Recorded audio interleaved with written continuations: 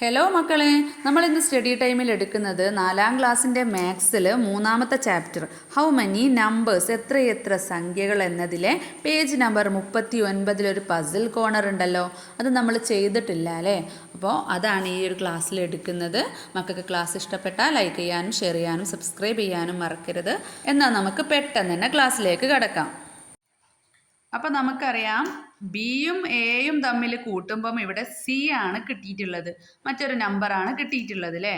അപ്പോൾ ബിയും എയും കൂട്ടിയിട്ട് നമുക്കിവിടെ ബാലൻസ് വരണം എന്ത് ഇതിലേക്ക്, എന്നാലേ ഉള്ളൂ.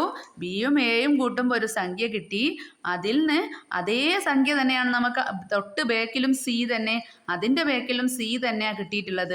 അപ്പോൾ എയും ബിയും കൂട്ടുമ്പോൾ സി ആയതുകൊണ്ട് ഈ എനോടും ഈ എനോടും ഒക്കെ ഏത് കൂട്ടണം, സി കിട്ടണമെങ്കിൽ ഈ ബി കൂട്ടണ്ടേ.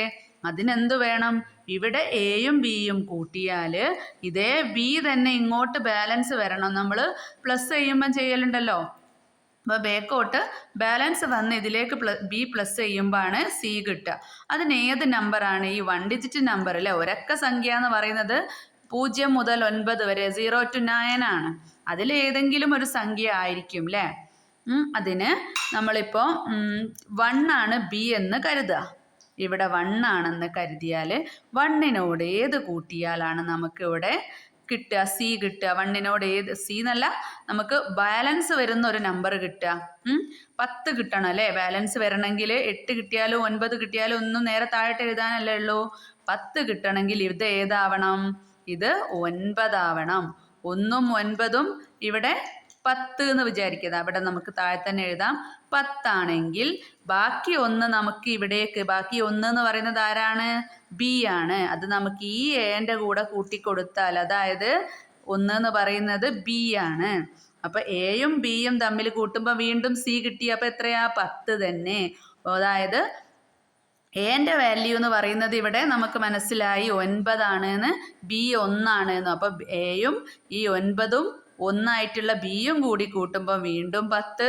വീണ്ടും എന്റെ വാല്യൂ എത്രയാ, 9.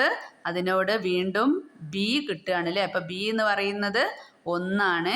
വീണ്ടും നമുക്ക് എന്ത് കിട്ടി, 10. അപ്പം നമുക്ക് നേരെ ആ 10 ഇവിടെ അങ്ങ് എഴുതാലോ. അപ്പോൾ ഈ ബീൻ്റെ വാല്യൂ 1 ആണ് ഇവിടെ, അതേ 1 അല്ലേ ഇവിടെ നമുക്ക് കിട്ടിയിട്ടുള്ളത്, 1 ആണ് കിട്ടിയിട്ടുള്ളത്. അപ്പോൾ സിൻ്റെ വാല്യൂ എത്രയാണ്, 0 ആണ് അല്ലേ, 0 ആണ്. അപ്പോൾ A9 എന്ന് എഴുതാം.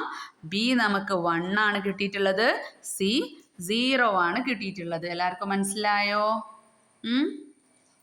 അപ്പോൾ ഇനി ഏത് ക്ലാസ്സാണ് മക്കൾക്ക് അർജൻറ്റായിട്ട് വേണ്ടതെന്നുള്ളത് കമൻറ്റ് ചെയ്യുക കേട്ടോ. ഏതെങ്കിലും ഒരു വീഡിയോൻ്റെ താഴെ വന്ന് ക്ലാസ് ഏതാണെന്ന് കമൻറ്റ് ചെയ്താൽ മതി.